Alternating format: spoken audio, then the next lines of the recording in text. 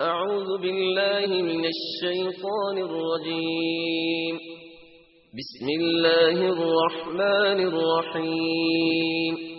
وهو الذي خلق السماوات والأرض في 6 أيام وكان عرشه على الماء ليبلوكم أيكم أحسن عملا. إن الحمد لله نحمده ونستعينه ونستغفره ونعوذ بالله من شرور أنفسنا ومن سيئات أعمالنا. من يهده الله فلا مضل له ومن يضلل فلا هادي له. أشهد أن لا إله إلا الله وحده لا شريك له وأشهد أن محمدا عبده ورسوله صلى الله عليه وعلى آله وأصحابه ومن تبعهم بإحسان إلى يوم الدين وسلم تسليما كثيرا.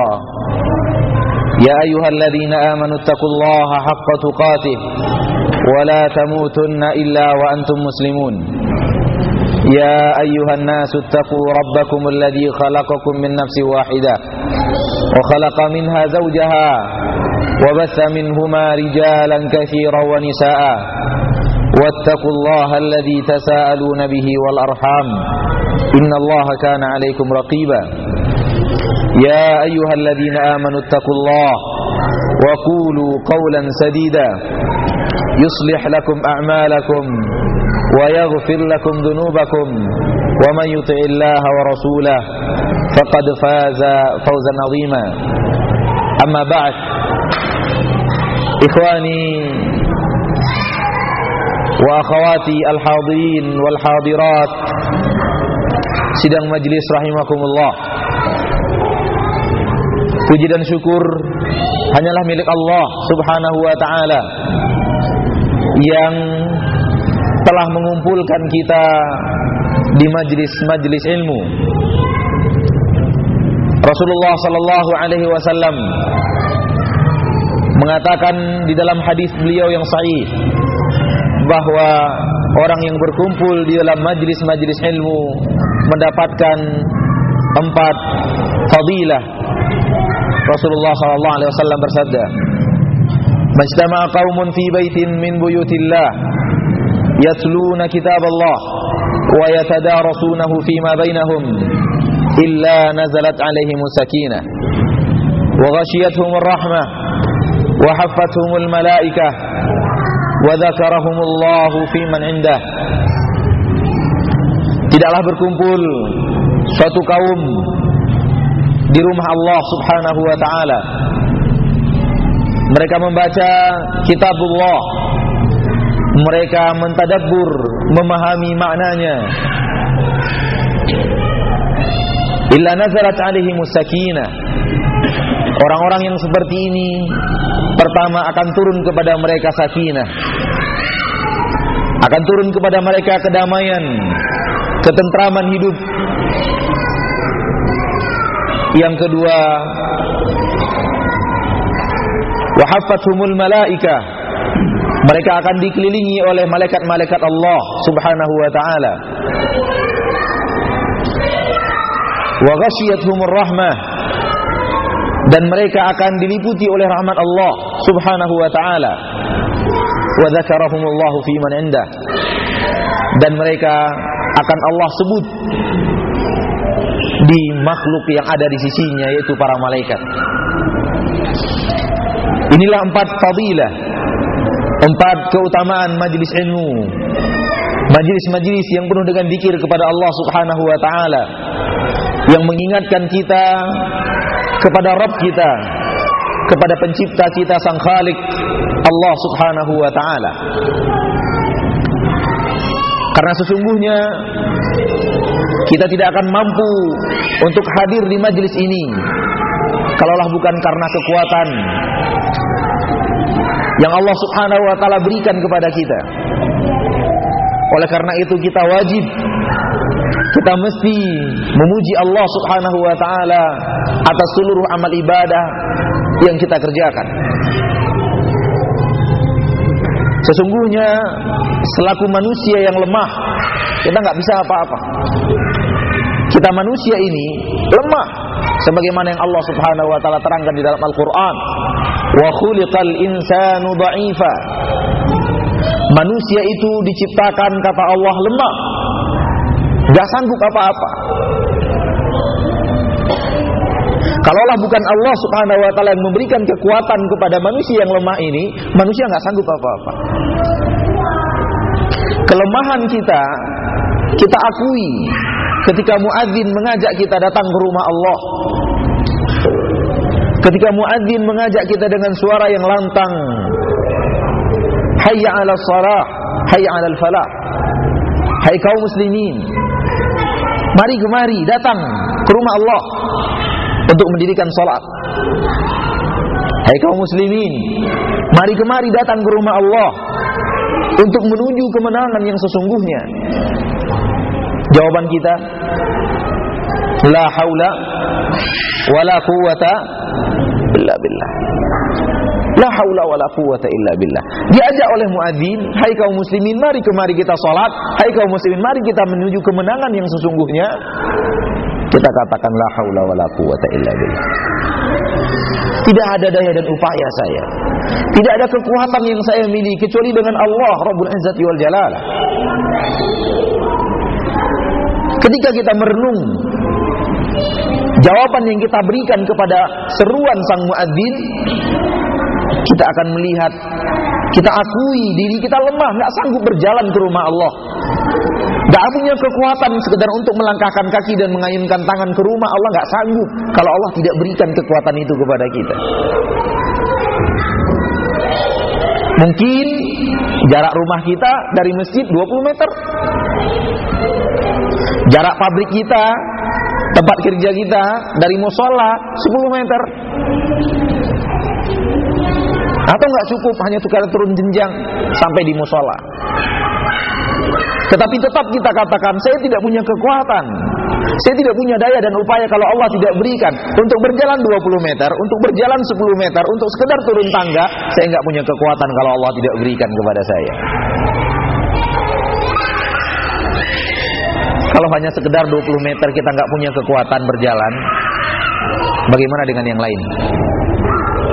Bagaimana dengan aktivitas kita yang sangat padat setiap harinya? Pasti kita lebih tidak sanggup kalau Allah Subhanahu wa taala tidak berikan kekuatan tersebut kepada kita. Maka oleh karena itu diwajibkan kita mengucapkan puji dan syukur kepada Allah setiap hari. Kita diwajibkan setiap hari membaca Al-Fatihah. Di dalam Al-Fatihah itu terdapat Alhamdulillahi Rabbil Alamin. Segala puji bagi Allah, hanya Allah yang berhak mendapatkan pujian. Rabb pencipta seluruh alam ini, Rabb penguasa seluruh alam ini, Rabb yang telah mendatangkan kekuatan kepada seluruh yang ada di alam ini. Diwajibkan kita bertahmid, mensyukuri nikmat Allah Subhanahu wa taala.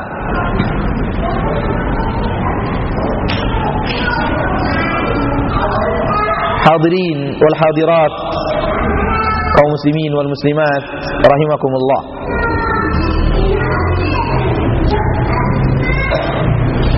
Manusia Allah Subhanahu wa taala berikan kelebihan daripada makhluk-makhluk Allah yang lain, yaitu kelebihan akal. Keutamaan, kemuliaan manusia ada di dalam akal pikirannya. Ketika manusia Allah anugerahkan nikmat yang sangat mulia ini, maka manusia menjadi makhluk Allah Subhanahu wa taala yang mulia, melebihi jutaan makhluk Allah Subhanahu wa taala yang lainnya. Kita tidak bisa terbang seperti burung, kita tidak bisa menyelam ke samudra luas seperti hewan, ikan, dan kita tidak bisa berlari lebih cepat daripada kucing. Tetapi dengan kekuatan akal dan pikiran, kita bisa menciptakan alat-alat yang melampaui seluruh makhluk Allah Subhanahu wa taala tersebut yang kita sebutkan tadi. Akal yang Allah berikan, nikmat yang Allah berikan kepada kita, setiap hari kita pakai, kita manfaatkan. Setiap kita bangun dari tidur sampai kita tidur lagi, selalu Allah akan manfaatkan nikmat akal dan pikiran ini. Kita atur kehidupan kita, kita manage seluruh kehidupan dan program hidup kita. Ada yang mengatur rumah tangga, ada yang mengatur toko, ada yang mengatur studio, ada yang memikirkan masyarakat, ada yang memikirkan negara. Semua kita yang sehat dan berakal sehat setiap hari memanfaatkan akal pikiran yang Allah berikan kepadanya.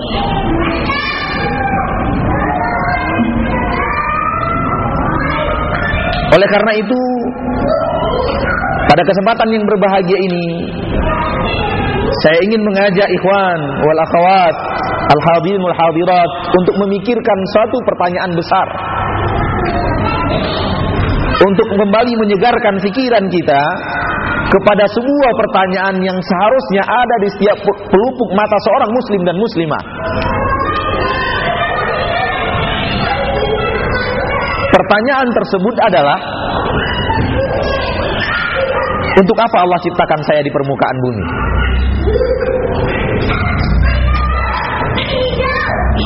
Untuk sia-sia? Mustahil.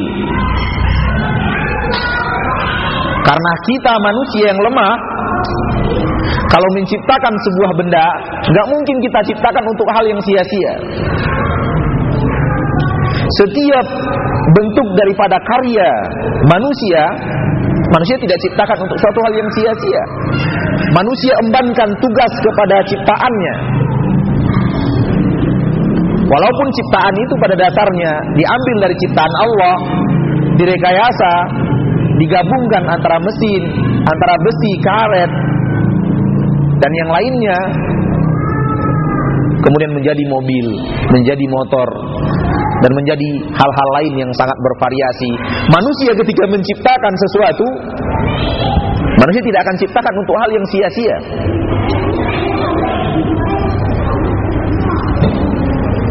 Kalau ada orang yang pintar bikin pesawat, kalau dia buatlah, dia tegakkan, dia dirikan pabrik pesawat. Setelah dia rakit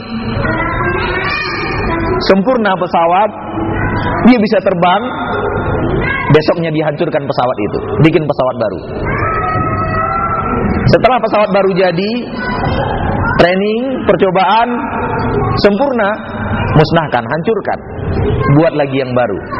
Semua orang akan berkata, hai ilmuwan goblok, untuk apa kamu ciptakan pesawat?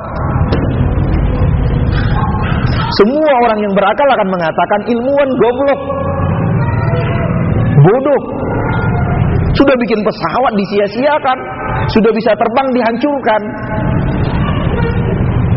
Ikhwani fid din, mesin yang ada di tubuh kita jauh lebih hebat daripada mesin pesawat.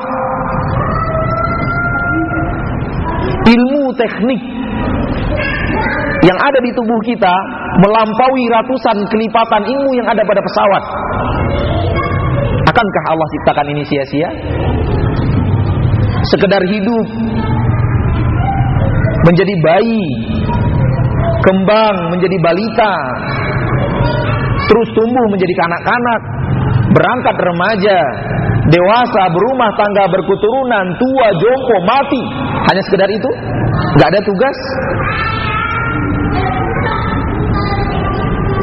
Kalau kita katakan kepada ilmuwan yang goblok tadi, kita akan berkata kepada manusia yang mengatakan hidup di dunia ini tidak ada pertanggungjawaban, kamu lebih goblok daripada ilmuwan tersebut.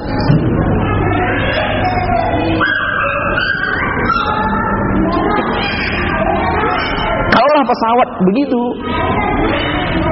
kita lebih ilmu penciptaan manusia ini. Lihat, ada dokter ahli mata, jadi orang hebat dia, karena dia spesialis mata. Ada dokter spesialis jantung, jadi orang hebat dia, karena ngerti jantung. Ada dokter spesialis paru-paru, ada dokter spesialis gigi, hanya karena belajar gigi, jadi orang terhormat.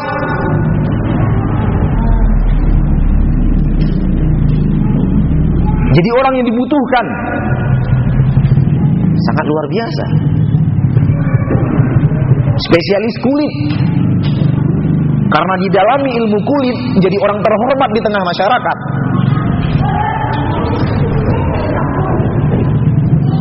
Jadi mesin yang ada di tubuh kita ini mesin canggih yang belum pernah bisa diciptakan oleh manusia. Yang sampai sekarang kajian tentang mesin ini belum pernah putus sampai akhir zaman.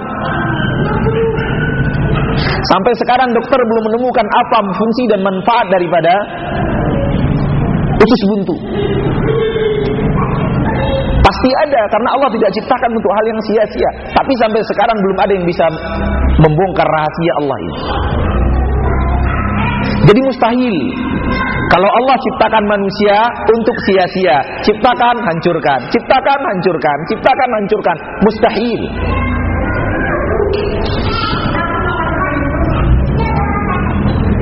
Allah Subhanahu wa taala bantah itu dalam Al-Qur'an. Dalam surat Al-Qiyamah Allah Subhanahu wa taala terangkan, ayahsabul insanu an yusraka sudah. Apakah manusia mengira mereka akan diciptakan untuk suatu hal yang sia-sia? Allah bantah dalam surat yang lain, wa ma khalaqnas samawati wal arda wa ma bainahuma la'ibin. Tidaklah kami ciptakan langit dan bumi dan seluruh yang ada di antara keduanya hanya untuk sekedar bermain-main, kata Allah. Enggak. Allah punya tujuan. Kita ingin mengajak kaum muslimin dan muslimat dimanapun berada yang mendengar suara dakwah kita. Apa tugas kita di dunia ini? Kenapa Allah ciptakan kita di dunia ini? Kenapa Allah berikan kita nikmat yang luar biasa? Kenapa Allah berikan kepada kita mesin super canggih? Kenapa? Untuk apa? Pasti Allah punya tujuan. Dan tujuan penciptaan manusia itulah tugas manusia. Ketika manusia ciptakan lampu untuk tujuan penerangan, tugas lampu menerangi. Maka mulai jam 6 sore sampai jam 6 subuh, 12 jam lampu kita gunakan untuk tugas penerangan. Ketika manusia ciptakan handphone, telepon untuk mengemban, untuk tujuan, untuk maksud alat komunikasi, maka setiap hari kita pakai handphone. Setiap hari kita manfaatkan, dia mengemban tugas alat komunikasi. Ketika manusia ciptakan motor, mobil, pesawat, kereta api untuk tugas transportasi, maka mobil, motor, pesawat, kereta api setiap hari dipakai untuk mengemban tugasnya karena dia diciptakan untuk itu. Kita harus punya tugas. Kalau lampu yang jelek ini saja sudah punya tugas, mustahil kita yang seperti ini tidak punya tugas. Allah marah dan murka kepada kaum yang menyatakan hidup di dunia ini hanya secara kebetulan. Penciptaan alam ini terjadi secara kebetulan dan akan hancur binasa ditelan usia. Wa qalu, dan mereka orang-orang kafir berkata, in hiya illa hayatuna dunya. Kehidupan kita hanya kehidupan dunia, enggak ada kehidupan yang lain. Namutu wa nahya. Kita hidup dan kita kemudian mati. Wa ma yuhlikuna illa dahar. Dan tidak ada yang membuat kita binasa dan mati kecuali karena kita telah dimakan oleh usia. Allah murka kepada orang-orang yang seperti ini.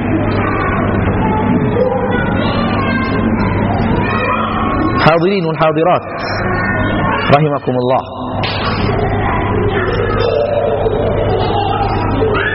Allah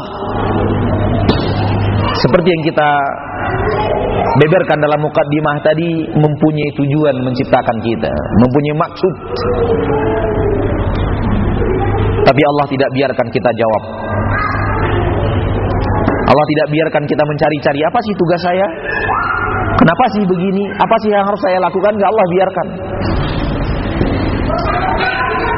Allah terangkan dengan sejelas-jelasnya kepada kita makhluknya, untuk apa Ia ciptakan kita?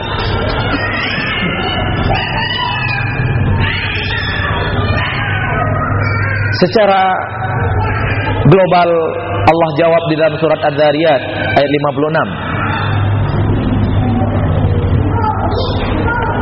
Allah Subhanahu wa taala berfirman, "Wa ma khalaqtul jinna wal insa illa liya'budun."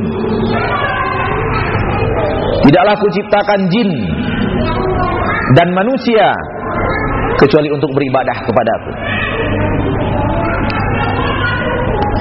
Sekali lagi kita ulangi, saya tidak ciptakan jin dan manusia kecuali untuk beribadah. Dalam bahasa yang ringkas, singkat dan padat, Allah terangkan, hai jin, hai manusia, kalian itu kuciptakan untuk tugas ibadah. Tugas kalian di permukaan bumi untuk beribadah kepada Allah, kepada aku, kata Allah Subhanahu wa ta'ala.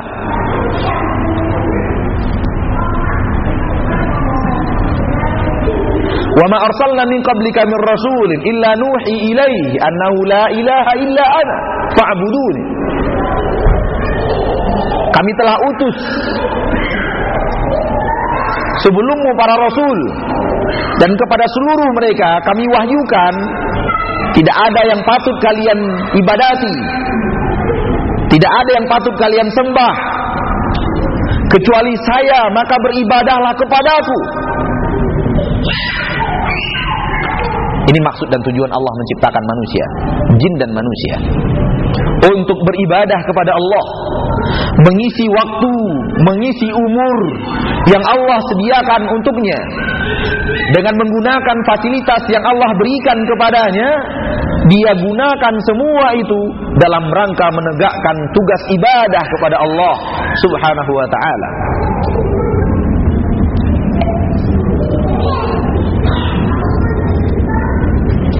Mungkin ada yang bertanya, kenapa hanya jin dan manusia ya disebut dalam ayat ini? Kenapa hanya jin dan manusia? Apakah makhluk Allah yang lain yang lebih banyak daripada jin dan manusia tidak diciptakan untuk beribadah?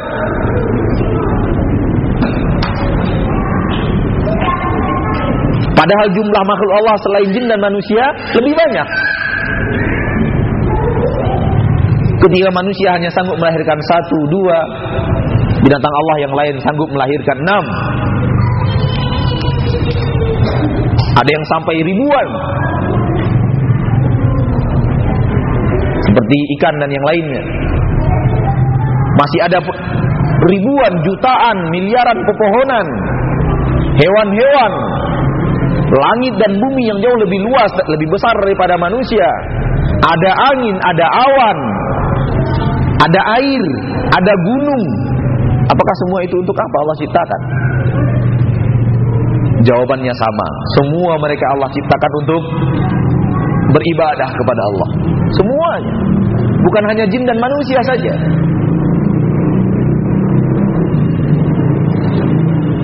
Allah Subhanahu wa taala berfirman, "Sabbaha lillah ma fis samawati wa ma fil ardh." Bertasbih kepada Allah seluruh yang ada di langit dan seluruh yang ada di bumi, menunjukkan seluruh makhluk Allah yang di langit dan di bumi beribadah kepada Allah.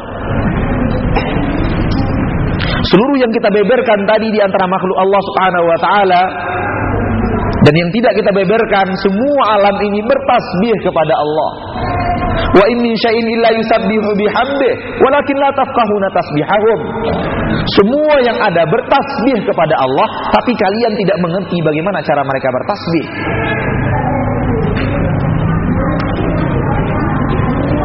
Jadi semuanya Allah ciptakan untuk beribadah.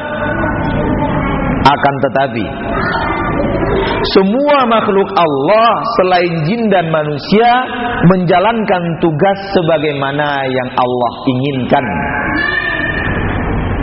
Dan tidak satu pun di antara mereka yang kemudian melanggar perintah-perintah Allah, melanggar tugas-tugasnya, enggak ada.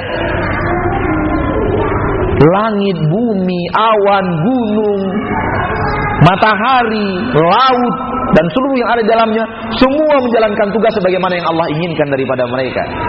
Tapi jin dan manusia mempunyai bakat ingkar.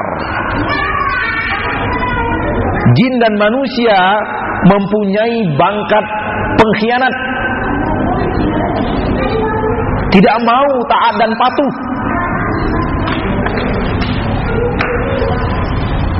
Oleh karena itu Allah peringatkan,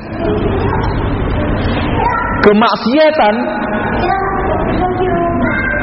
pelanggaran terhadap peraturan-peraturan Allah hanya ada pada jin dan manusia, nggak ada pada makhluk Allah yang lain. Miliaran jumlah makhluk Allah, tidak ada yang berbuat maksiat kepada Allah kecuali jin dan manusia ini. Oleh karena itu diberikan penekanan khusus kepada mereka. Dan ini logis. Kalau kita punya 1000 karyawan, yang bebal, yang bandel itu hanya 2 orang. Yang lain menjalankan tugas sebagaimana yang kita inginkan. Datang tepat waktu, pulang tepat waktu, istirahat tepat waktu, bekerja tidak lalai, disiplin.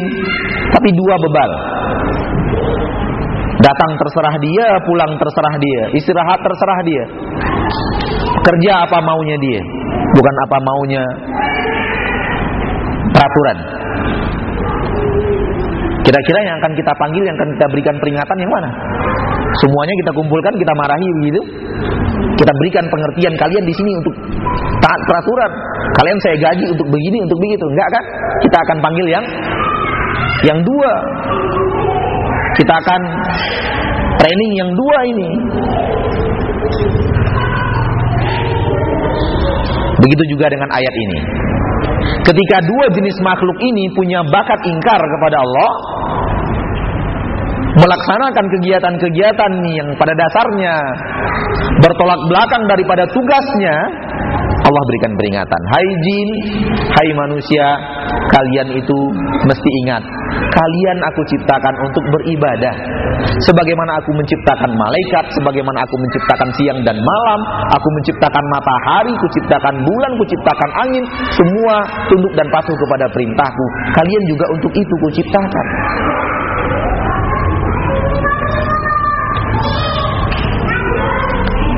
Jadi sesungguhnya orang yang tidak mau beribadah kepada Allah, dia harus malu dengan ayam yang ada di kandangnya. Dia harus malu kepada kucing yang dipelihara di rumahnya. Orang kafir itu harus malu dengan anjing yang dia sayangi, karena anjing itu beribadah kepada Allah Subhanahu wa ta'ala, sementara dia kafir.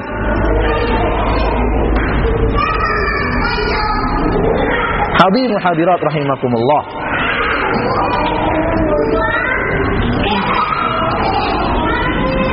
Sudah terjawab apa yang menjadi tujuan Allah menciptakan kita.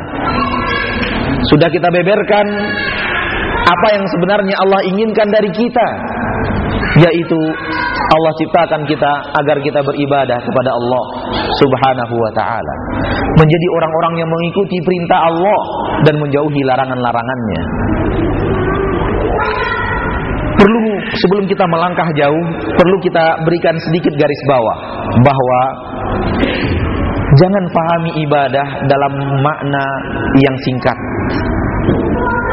Jangan pahami ibadah dalam makna yang picik.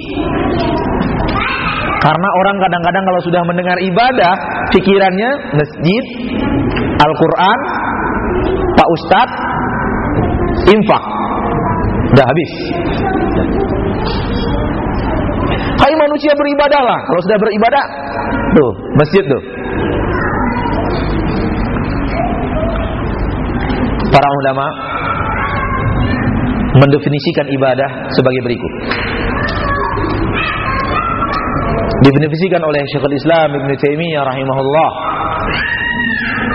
Dan ini adalah definisi yang paling masyhur dan yang paling sempurna, sehingga setelah generasi Syekhul Islam Ibnu Taimiyah tidak ada yang pakai definisi lain kecuali definisi beliau ini.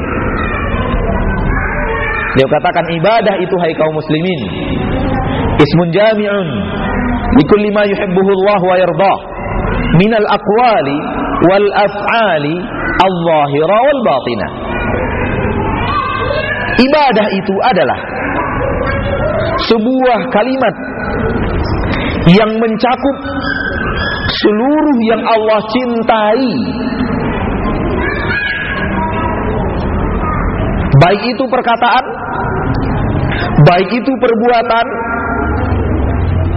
baik itu yang zahir kelihatan oleh mata manusia, baik itu yang batin yang hanya disembunyikan di dalam hatinya. Asal itu diridhoi dan dicintai oleh Allah, itu adalah ibadah, dan untuk itu kita diciptakan oleh Allah Subhanahu wa ta'ala. Jadi ibadah itu menyertai setiap gerak langkah kita. Kamu mau melangkah kemana ini? Kepada hal yang Allah ridhoi, ini ibadah. Untuk ini saya kamu ciptakan. Untuk ini kamu saya ciptakan. Melangkah ke sini, oh enggak, ini bukan kewajiban kamu, ini bukan tugas kamu, tinggalkan. Saya mau berucap. Ibadah itu mengiringi setiap ucapan manusia. Saya mau berucap, dia mau lihat ucapan ini diridhoi Allah atau tidak. Iya, untuk inilah Allah ciptakan saya, untuk berucap kata-kata baik, tidak untuk berbohong, tidak untuk mengumpat, menyaci, memaki, tidak untuk berghibah, tidak untuk mengucapkan kalimat-kalimat kufur, tidak untuk sombong, tapi untuk menghibur manusia, menasihati, bertutur kata yang jujur, berdagang dengan perkataan yang jujur, tidak bersumpah dalam sebuah kebatilan, menghibur orang-orang yang terkena musibah, menasihati orang-orang yang butuh dinasihati, mengajak orang yang terlena ke jalan yang dimurkai oleh Allah. Untuk itu diciptakan oleh Allah. Mata, ibadah menyertai seluruh gerakan mata. Ketika kita hendak melihat, tengok, ibadah atau tidak? Kalau untuk hal yang Allah ridhoi, inilah tujuan Allah menciptakan kita. Melihat yang diridhoi oleh Allah, yang dicintai oleh Allah Subhanahu wa ta'ala. Jadi ibadah, kalau kita beber satu persatu, nggak cukup waktu kita satu malam penuh ini. Kalau kita urai ini, ucapan begini, penglihatan begini. Karena artinya kita akan berbicara agama Islam dari A sampai Z, itu adalah ibadah. Nggak cukup waktu kita. Karena saking banyaknya makna ibadah itu. Ibadah menyertai setiap gerak-gerik kita yang diridhoi oleh Allah. Setiap kita hendak bergerak, ada yang diridhoi oleh Allah, ada yang dibenci oleh Allah. Setiap kita hendak melihat, ada yang diridhoi oleh Allah, ada yang dibenci oleh Allah. Setiap kita hendak melangkah, ada yang diridhoi oleh Allah dan ada yang dibenci oleh Allah Subhanahu wa ta'ala. Ada jalan kanan, ashabul yamin, dan ada jalan kiri, ashabul shimal. Kita diperintahkan, hai manusia, tugas kamu untuk berjalan di atas jalan yang kanan ini.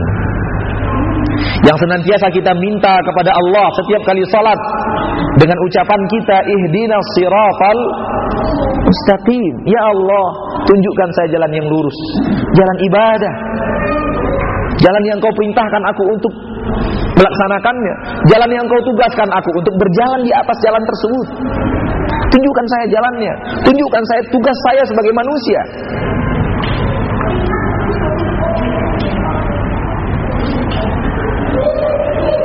Jadi ibadah tidak dan jangan dipahami dalam makna yang ruang lingkup yang sangat-sangat picik sekali.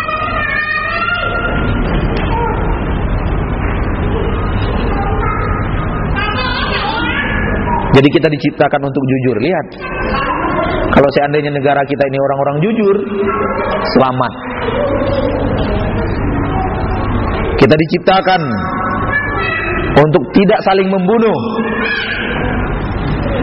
untuk menjaga nyawa. Maka kalau ini kita lakukan, tidak ada kriminal, pembunuhan, Kita diciptakan untuk amanah, tidak mencuri. Kalau ini kita jalankan, tidak ada pencurian. Kita diciptakan untuk saling menyayangi. Kalau ini kita jalankan, tidak ada permusuhan di antara manusia. Jadi ibadah maknanya luas. Bahkan seorang ayah yang keluar dari rumahnya pergi bekerja, ketika dia niatkan itu, dia sadari itu, ini tugas saya sebagai seorang ayah, mencari nafkah untuk keluarganya dari jalan yang halal. Ini adalah ibadah. Berapa jam dia kerja di pabrik? 8 jam. 8 jam dia sedang beribadah kepada Allah Subhanahu wa ta'ala. Karena Allah ridho itu. Seorang suami berangkat keluar rumah mencari nafkah untuk anak istrinya. Ikhwani fillah rahimakumullah. Jadi ibadah jangan dipahami dalam makna yang sempit. Karena sekarang maraknya sekularisme di dalam kehidupan manusia sekarang ini, seolah-olah mereka memahami ibadah itu hanyalah masjid dan seluruh yang berhubungan dengan masjid. Selain itu nggak ada ibadah lagi. Sehingga lisan yang lantur entah kemana, matanya entah kemana, tangannya entah bergerak untuk apa. Dia udah nggak pikir lagi. Kalau nggak di masjid nggak ibadah. Sudah selesai. Mau apa kita? Tidak. Jadi kalau kita rangkum, Allah ciptakan kita untuk sholat, untuk zakat, untuk jujur, untuk berbuat baik kepada tetangga kita, untuk saling menasehati. Kita diciptakan untuk memberikan makanan kepada orang-orang fakir. Kita diciptakan untuk membaca Al-Quran. Kita diciptakan untuk perhatian kepada kaum du'afa, kepada fakir miskin, kepada anak-anak yatim, orang tua, jompo, para janda. Kita diciptakan untuk beberkan seluruh agama Allah Subhanahu wa ta'ala. Untuk itulah kita diciptakan oleh Allah Subhanahu wa ta'ala. Suri tauladan kita adalah Rasulullah sallallahu alaihi wasallam. Rasulullah itu orang yang hidupnya 24 jam kali 60 menit untuk ibadah kepada Allah. Coba lihat Rasulullah sallallahu alaihi wasallam. Yang Allah perintahkan kita menjadikan Rasulullah sebagai uswatun hasanah, sebagai suri tauladan. Laqad kana lakum fi Rasulillahi uswatun hasanah. Hidup beliau 24 jam kali 60 menit untuk beribadah kepada Allah. Mulai daripada beliau bangun, alhamdulillahilladzi ahyana ba'da ma amatana wa ilaihin nusyur. Kemudian beraktivitas seharian, sholat, menasehati, berdakwah, memperhatikan fakir miskin, anak yatim piatu, janda-janda, berjihad di jalan Allah. Kemudian sholat terus, mencari nafkah untuk keluarganya, menolong istrinya di rumah, menegur mereka-mereka yang salah. Ketika sudah malam tiba, Rasulullah tidur cepat supaya bisa bangun di tengah malam. Orang yang bermaksud tidur untuk bangun di tengah malam, tidurnya adalah tidur ibadah. Maka Rasulullah ibadahnya sampai bangun lagi tengah malam dalam keadaan ibadah. Setelah bangun, wudhu, sholat malam, sampai subuh lagi. Jadi Rasulullah itu hidupnya 24 jam kali 60 menit untuk beribadah kepada Allah Subhanahu wa ta'ala. Hamba Allah yang paling mulia yang Allah jadikan kita untuk menjadikan beliau sebagai suri tauladan adalah orang yang mengisi waktunya full untuk beribadah kepada Allah Subhanahu wa ta'ala. Jadi gimana negara ini Ustaz? Gak usah diurus. Urus. Rasulullah juga menjadi pemimpin kok. Bahkan memimpin negara ini ibadah. Kalau kita jalankan sesuai dengan aturan Allah Subhanahu wa ta'ala, sesuai dengan yang diridhoi oleh Allah, ibadah itu. Menjadi presiden itu ibadah. Menjadi pemimpin kalau menjalankan syariat Allah di dalam kepemimpinan kita. Menjadi RT itu ibadah. Kalau kita jadikan itu adalah untuk menegakkan syariat Allah, berkata jujur, tidak menipu, menasihati, mengangkat atau membantu dan menolong orang-orang yang terzolimi, mengikis kriminalitas. Tidak kita manfaatkan apa yang Allah berikan kepada kita untuk berkhianat kepada umat, kepada pemerintahan dan yang lainnya, itu adalah ibadah kepada Allah Subhanahu wa taala. Tetapi kalau sudah kita selewengkan untuk menumpuk kekayaan, untuk menipu, jalan kiri. Jadi kalau untuk beribadah kita nggak perlu cari rezeki, nggak perlu kerja. Kerja itu ibadah. Para sahabat pergi berdagang, pulang 3 bulan kemudian, 2 bulan kemudian. Di dalam perdagangan mereka jujur. Di dalam perdagangan mereka tidak menipu.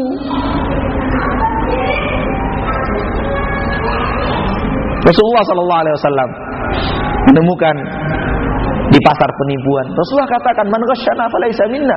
Barang siapa yang menipu kita kaum muslimin, bukan dari kelompok kita kaum muslimin. Di zaman Rasulullah perdagangan. Dalam Rasulullah ada kepemimpinan. Di dalam Rasulullah ada tanggung jawab sebagai seorang kepala keluarga, kepala negara Islam. Beliau lakukan semuanya, dan semua itu adalah ibadah kepada Allah Subhanahu wa taala. Kalau kita jalankan sesuai dengan yang diridhoi dan dicintai oleh Allah Subhanahu wa taala. Ikhwani wa akhawati fid din rahimakumullah. Maka mari kita sadari bahwa setiap gerak langkah kita lakukan untuk ibadah, untuk tugas kita ini. Untuk ini sebenarnya Allah ciptakan kita. Umur kita singkat, umur kita pendek.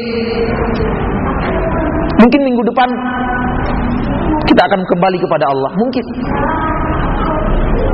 Atau mungkin bulan depan kita akan kembali kepada Allah. Singkat waktu kita. Maka ketika kita beraktivitas, kita ingat kepada ayat Allah tadi. Aku diciptakan untuk beribadah. Lakukan hal-hal yang diridhoi oleh Allah. Apapun, dimanapun, kapanpun, ada atau tidak ada orang untuk beribadah kepada Allah Subhanahu wa ta'ala. Bahkan kalau kita sudah lelah, istirahat sejenak untuk kembali membaca Al-Quran, istirahat sejenak untuk kembali beraktivitas mencari rezeki. Istirahat kita adalah ibadah kepada Allah Subhanahu wa ta'ala.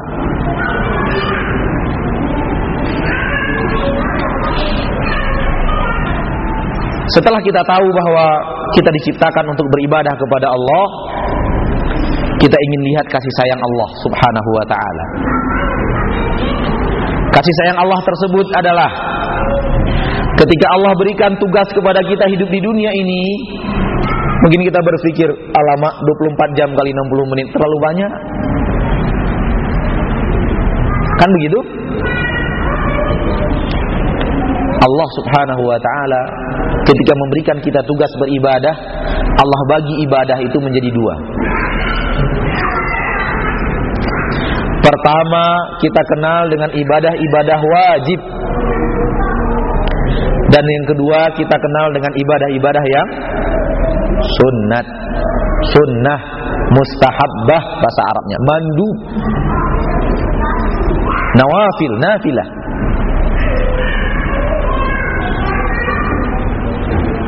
Allah bagi 2. Sebahagian ibadah tersebut wajib, hai manusia, kamu wajib datangi, kamu wajib laksanakan. Gak boleh tidak, gak boleh absen, gak boleh alfa di sini. Karena ini tugas utama kamu, tugas wajib. Dan Allah tidak mau, Allah murka kalau kamu tidak laksanakan tugas-tugas ini. Tapi kalau tugas-tugas yang lain tidak dilaksanakan, Allah tidak marah. Tugas-tugas sunat tidak dikerjakan, Allah tidak marah.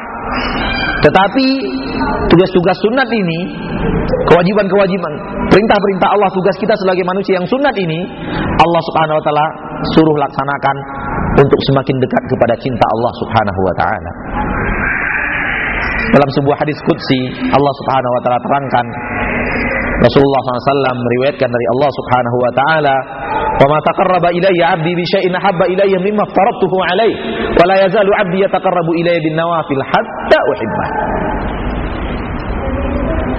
Tidak ada lagi amalan yang dimaksudkan oleh hamba untuk mendekatkan dirinya kepadaku yang lebih kuncintai daripada amal-amal yang wajib, mimma aftaradtuhu 'alaihi, yang telah kufardukan kepadanya. Wala yazalu 'abdi yataqarrabu ilayya bin nawafil hatta uhibbah. Dan hambaku akan senantiasa mencoba mendekatkan dirinya kepadaku dengan amalan-amalan yang sunnah, an-nawafil, hatta uhibbah, sampai saya benar-benar cinta kepada hamba saya ini. Jadi ibadah yang sunat untuk meraih cinta Allah, ibadah yang wajib untuk menjalankan tugas supaya tidak dimurkai dan dimarahi oleh Allah pencipta kita. Saya katakan tadi, kita akan melihat kasih sayang Allah Subhanahu wa ta'ala ketika Allah perintahkan kita untuk beribadah. Ibadah itu Allah bagi menjadi dua, ada yang wajib, ada yang sunat. Allah Maha Pengasih dan Penyayang kepada hambanya. Allah perintahkan kepada kita amalan yang wajib itu sedikit sekali. Supaya apa? Supaya kita sanggup, supaya kita nggak keberatan untuk melaksanakannya.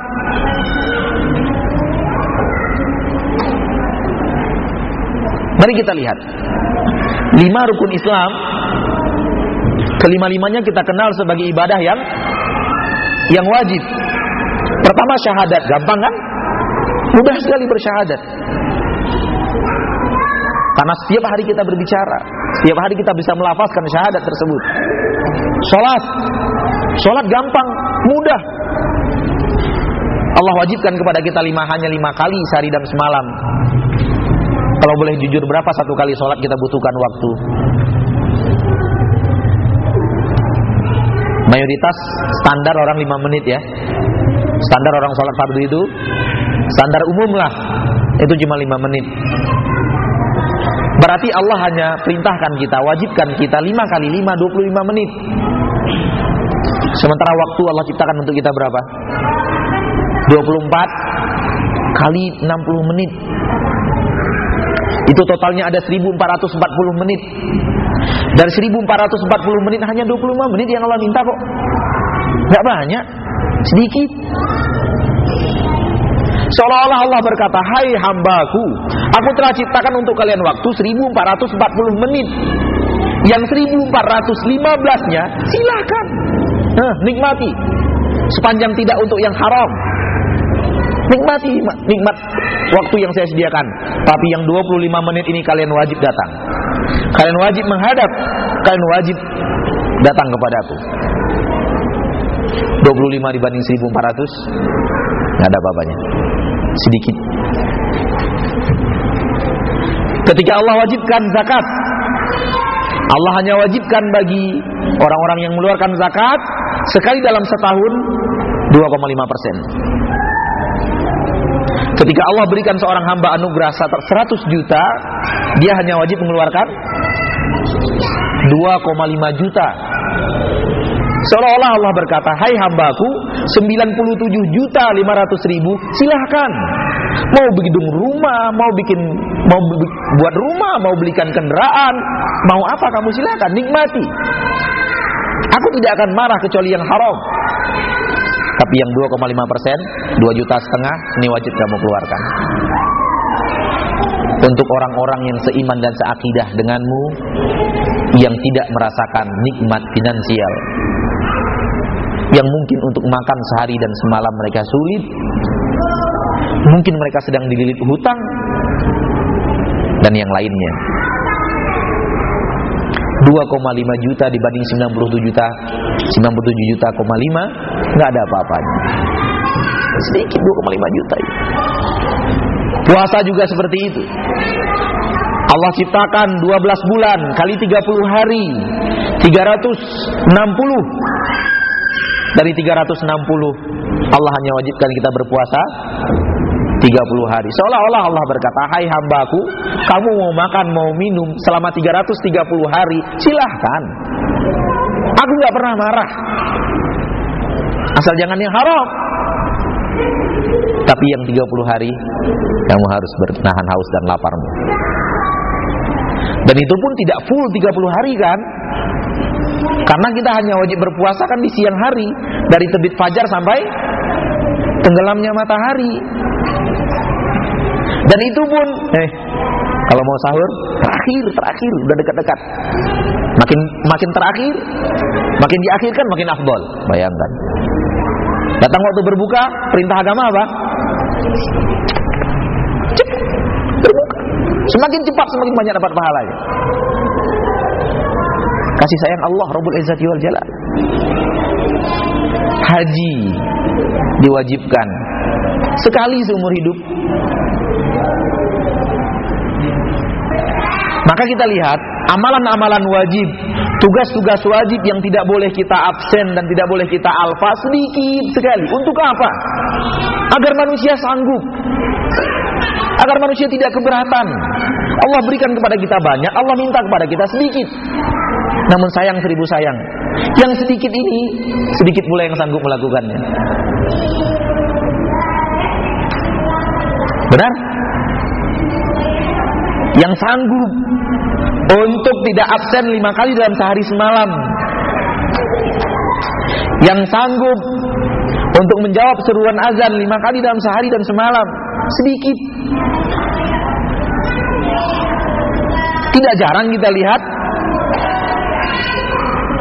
dia azan, dia qomat, dia imam, dia juga makmumnya. Itu pun karena digaji.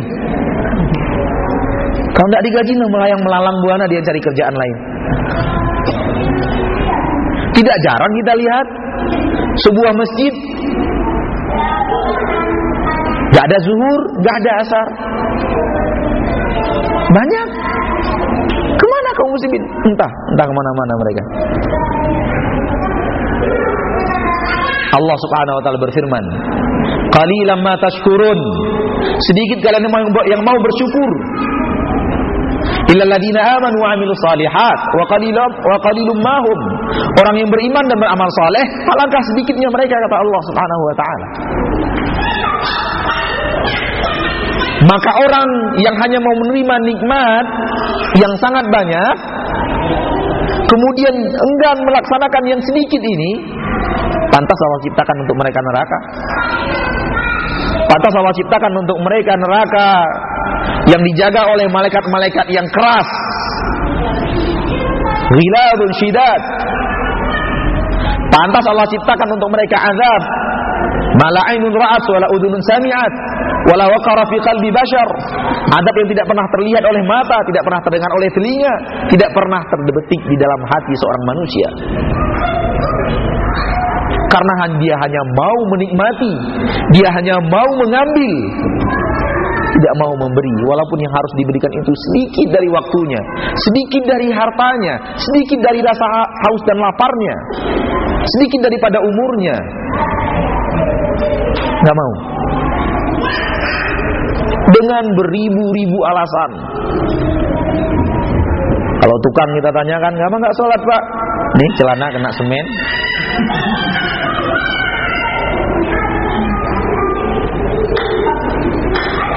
Kenapa nggak haji pak?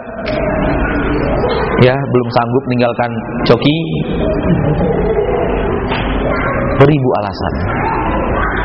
Yang anehnya lagi, pak kenapa nggak haji pak?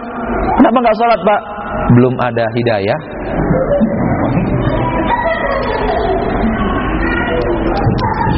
Hidayah kapan turunnya kalau tidak dilaksanakan perintah Allah? Mau seperti Umar? Udah nggak zamannya. Memang di antara manusia itu ada yang kemudian perubahannya 180 derajat, ada. Tetapi itu bisa dihitung. Sahabat Rasulullah puluhan ribu, yang hanya seperti itu hanya segelintir kecil. Gak berapa orang. Kita berapa ratus juta penduduk Islam di Indonesia yang berubah total dari 180 derajat itu hanya segelintir kecil.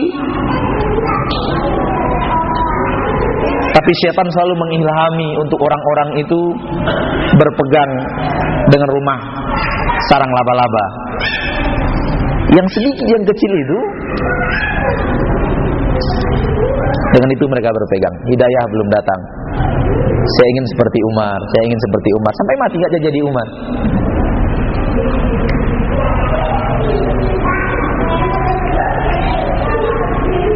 Hadirin wal hadirat rahimakumullah. Maka kita tegaskan lagi, Allah sudah sediakan neraka yang azabnya luar biasa, yang diterangkan di dalam Al-Quran, diterangkan di dalam hadis, sangat keras, sangat tidak bisa kita bayangkan untuk orang-orang yang mau hanya terima. Ya Allah, mana nikmatmu, mana oksigen, mana sinar matahari, mana daging, mana tumbuhan, aku mau nikmati, tapi disuruh yang sedikit saja nggak mau.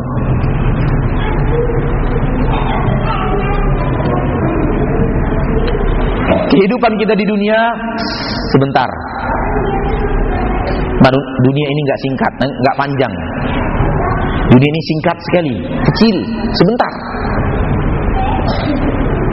Kita tahu satu hari di akhirat berapa hari, berapa di dunia?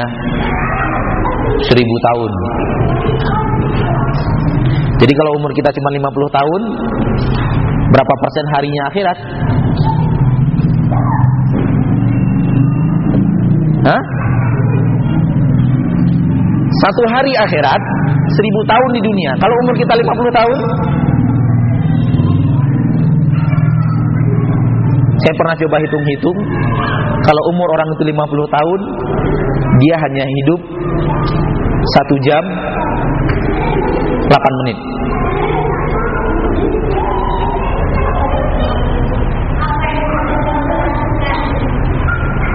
Jadi kita hanya hidup 1 jam 8 menit. Kalau tuaan dikit 70 tahun, 1 jam 45 menit. Cobalah potong masa anak-anak, potong masa tidur, tinggal berapa waktu yang bisa kita manfaatkan untuk beribadah kepada Allah? Berapa waktu aktif kita untuk bisa menjadi hamba Allah Subhanahu wa ta'ala?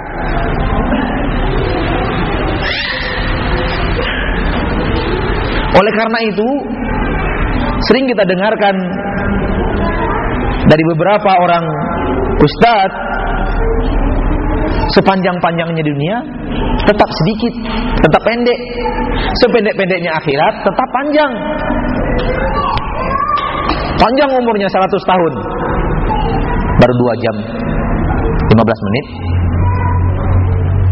Pendek kan? Tetapi ketika umurnya yang pendek di dunia itu, yang 100 tahun itu dia gunakan untuk maksiat, diazab oleh Allah dia. Seminggu di neraka. Misalnya ini. Seminggu kali 1000. Berapa tahun? 7000 tahun.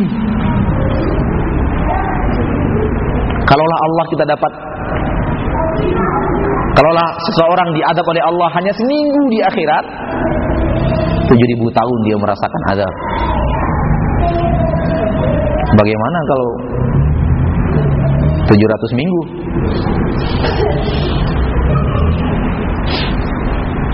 Oleh karena itu Allah selalu ingatkan kita. Di dalam Al-Quran Allah turunkan malaikat Jibril menurunkan wahyu kepada Nabi Muhammad. Allah utus Nabi Muhammad, manusia termulia, untuk memperingatkan kita. Allah turunkan Al-Quran sebagai pedoman sampai akhir zaman. Kalian harus begini. Tugas kalian itu hidup dunia itu begini. Saya ingin kalian hidup itu begini, kata Allah. Bukan begini. Hidup di dunia singkat. Kita akan kembali kepada Allah karena kita hidup untuk akhirat. Kita bukan hidup untuk di dunia. Di akhirat nanti Allah akan tanya kita, "Hei manusia, bagaimana tugasmu?" Akan ada hari pertanggungan jawab. Hari di mana seluruh umur kita akan diaudit oleh Allah Subhanahu wa taala. Kita pertanggungjawabkan detik-detik daripada kehidupan kita. Kita pertanggungjawabkan 1 sen daripada harta yang kita miliki. Kita dapatkan dari mana? Kita belanjakan kemana? Maka orang yang bisa mau menjalankan tugas dia di dunia ini, beribadah kepada Allah, insya Allah lancar pertanggungjawabannya. Tetapi kalau di dunia dia malas, sendat-sendat, di akhirat juga bakalan tersendat-sendat. Nggak jalan di dunia, di akhirat juga bakalan penuh dengan rintangan. Allah Subhanahu wa taala berfirman dalam hadis qudsi, "Ya ibadi innama hiya a'malukum uhsiha lakum tsumma uwaffikum iyyaha." Hai hambaku, seluruh yang ada kalian alami di akhirat ini semuanya amalan kalian. Saya hanya simpan dan saya kembalikan kepada kalian. Nah, rasakan. Makanya di dalam Al-Quran kita sering mendengar Allah mengatakan, rasakan apa yang telah kalian perbuat. Allah tidak pernah menzalimi. Allah sudah berikan peringatan. Allah sudah larang. Insya Allah nggak ada seorang muslim di dunia ini atau di Batam ini yang tidak tahu khamar itu haram. Jadi hujah Allah tegak. Cuman ketika dia lebih memilih jalan kiri, Allah wajar, Allah sediakan untuk dia adab neraka Allah Subhanahu wa ta'ala. Dan neraka hanya dihuni oleh jin dan manusia, karena sifat ingkar hanya ada pada jin dan manusia. Nggak ada makhluk Allah yang lain yang akan menghuni neraka Allah. Walaqad dzara'na li jahannama katsiran minal jinni wal ins. Hanya jin dan manusia yang masuk neraka Allah Subhanahu wa ta'ala. Jadi mari, waktu kita, umur kita yang singkat ini, kita gunakan untuk hal yang diridhoi oleh Allah. Kita manfaatkan untuk melaksanakan ibadah kepada Allah Subhanahu wa ta'ala. Bukan kita gunakan untuk hal-hal yang dimurkai oleh Allah Rabbul Izzati wal Jalala.